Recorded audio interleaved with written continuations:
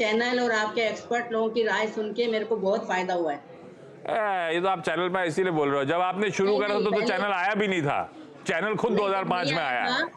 जब नहीं आया था तब वो इंग्लिश में आता था, CNBC में उस पे देखती थी। हिंदी में कंफर्टेबल ज्यादा हो गया क्या? इंग्लिश चैनल पहले आता था। हाँ, उसके बाद ये हिंदी में आता ज्यादा है कंफर्ट आ मतलब, गया, ऐसा था क्या? अब ये आने से कंफर्ट हो गया बहुत मतलब। ऐसा बोलना चाहिए ना, फिर आप बोल नहीं रहे थे ना, इसलिए मैंने बुलवाया आपसे। हाँ, हाँ। ऐसे बहुत फायदा मिला है हमको। और हाँ। आपके क्वेश्चन पूछने का, हंस के जो पूछते हैं करते हैं, बहुत अच्छा लगता है। और आपके एक्सपर्ट भी सब बहुत होशियार हैं, बहुत थैंक यू मैम, अच्छे। Thank you Shakuntala ma'am, thank you इतने अच्छे वर्ड्स के लिए। पहला सवाल कौन सा?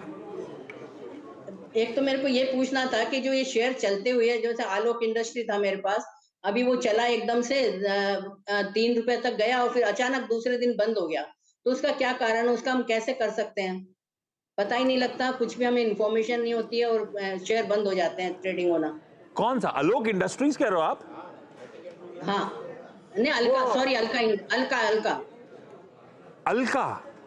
हाँ जी। आलोक के साथ तो बीच में इसीलिए था क्योंकि वो नहीं नहीं, कॉर्पोरेट आलोक तो चल रहा है रिस्ट्रक्चरिंग। अभी। हाँ। हाँ, आलोक तो चल रहा है। अलका, अलका हाँ, इंडिया करके अलका जो है। Alka, Alka NRI Coke, MTZ poly, बहुत सारे ऐसे हो गए जो अचानक से बंद हो जाते हैं, न कोई इन्फॉर्मेशन होती है उसका, हम कैसे? अभी 3-4 महीने पहले अलका चला था, हमने सोचा बंद बेचेंगे, तब तक तो वो एकदम बंद ही हो गया।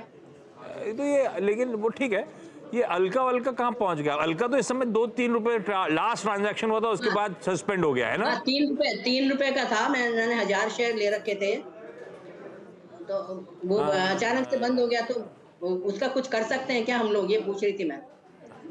अब ये क्यों बंद हो गया, उसके पीछे जब आप एक्सचेंज की वेबसाइट खोलोगे तो उसमें सब डिस्क्रिप्शन आ जाता है। एडिशनल सर्विलेंस मैकेनिज्म था, सर्विलेंस में आया, उसके बाद रिस्ट्रिक्टेड ट्रेड में चला गया ये स्टॉक, है ना, ये सब हुआ इसके साथ।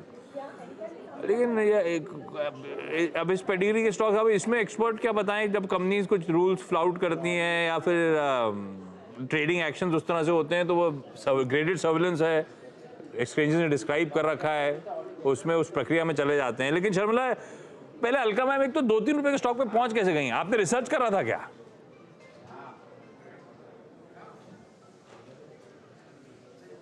अलका मैम, अरे शकुंतला मैम, हाँ हाँ जी, बोलिए।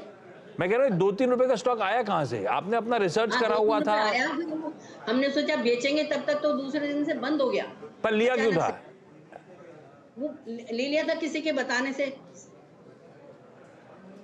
अभी शर्मिला, हम फंस जाते हैं रिटेल वाले, ये कंपनीज अधेर नहीं करती या ट्रेडिंग जिस तरह की होती होगी, अब इसमें ये खामियाजा हमें भुगतना है। हम एग्जिट करना चाहते हैं, एग्जिट कर नहीं पा रहे, सस्पेंडेड है ट्रेडिंग, अलग अलग मैकेनिज्म है, कई स्टॉक्स हफ्ते में एक दिन ही ट्रेड करने आते हैं, उस दिन मौका ही नहीं मिलता हमको, जिसमें हम फंस गए, उसमें हम करें क्या और कैसे बचें? बिल्कुल, आई थिंक एक तो चीज ये है कि जैसे कि आप कह रहे थे कि कोई स्टॉक अचानक से बंद नहीं होता है। नॉर्मली कोई ना कोई आपको दे आर रिक्वायर्ड कि आप उसका एक एक्सचेंजेस को बताए कि क्या हो रहा है, या एक्सचेंजेस बताते हैं कि ये दिन को, इस तारीख को या तो स्टॉक ESM में जाएगा या उस पे ट्रेडिंग बंद होगी एक्सेट्रा। तो ये चीज आपको थोड़ी ट्रैक रखनी पड़ेगी आपके इन्वेस्टमेंट्स के बारे में।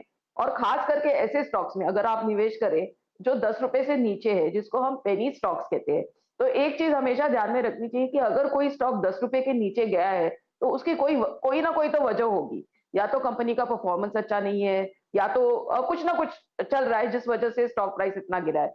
तो वो एक मुझे लगता है खास करके रिटेल को ये चीज बहुत अच्छी संभल कर इस तरह के शेयर्स में अपना कदम रखना चाहिए, जिसका प्राइस 10 रुपए से नीचे है।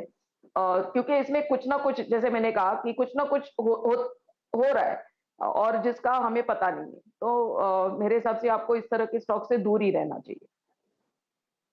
थोड़ा बच गया। आप तो 23 साल पुराने मंजे में खिलाड़ी हो मैम। आज इसी तरह के पेनी स्टॉक से पैसा कमाया है कि पेडिग्री स्टॉक्स भी रहे शकुंतला मैम हमारे पास? कमाया, TCI फाइनेंस से छोटा शेयर था, उसे बहुत पैसा कमाया।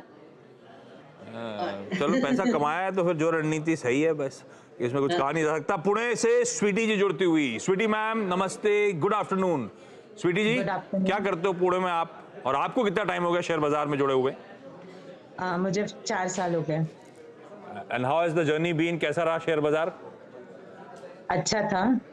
और खुद ही डिसाइड करते हो, स्टॉक चुनते हो, या कोई ब्रोकर मदद कर रहा है, या घर पे कोई मदद कर रहा है, ऐसा है? नहीं, घर पे मदद करते हो और बाकी टीवी में देख के कोई ऐसे स्टॉक्स ले लेती हूँ ऐसे। 4 साल मतलब टीवी वाले अच्छा बता रहे हैं आपको। Sharmila thank you. Sweety ma'am, पहला सवाल कौन सा? मेरे पास वोक फार्मा शेयर्स है। मेरा अभी एवरेज प्राइस 303 है, तो अभी वो 325 पे ट्रेड कर रहा है, तो शुड आई होल्ड और सेल? लाइक हाँ, शर्मिला बड़ी दिक्कत से निकला है और अचानक मेरे ख्याल से वो नंबर्स ने सारी तस्वीर बदल दी। इस हफ्ते या लास्ट हफ्ते के एंड में, मुझे याद नहीं पड़ रहा, लेकिन आए नंबर्स अभी अभी, जब वो एकदम से मार्जिन तगड़े एक्सपैंड कर गए, एकदम सरप्राइज था। उसके बाद बहुत अच्छा मोमेंटम पकड़ा और लकीली इनके लिए प्रॉफिट पोजीशन बन गई है, इनके भाव से ऊपर आ गया है। क्या करना चाहिए? आप बुकआउट कर लेते या इस मोमेंटम को थोड़ा और एंजॉय करते? थोड़ा मोमेंटम को एंजॉय कर सकते हैं, लेकिन मेरे हिसाब से उसके बाद इसमें से निकल ही जाना चाहिए। मेरे हिसाब से 340 350 का टारगेट रखिए, क्योंकि जैसे आपने कहा कि ये कंपनी थोड़ी वॉलेटाइल है और ये नतीजों में पहली बार यानी थोड़े समय के बाद ये राहत मिली है। लेकिन ये कंपनी के मैंने अक्सर देखा है कि अर्निंग्स थोड़े पैची रहते, तो ये ना हो कि अगले क्वार्टर फिर से कुछ नेगेटिव सरप्राइज आए।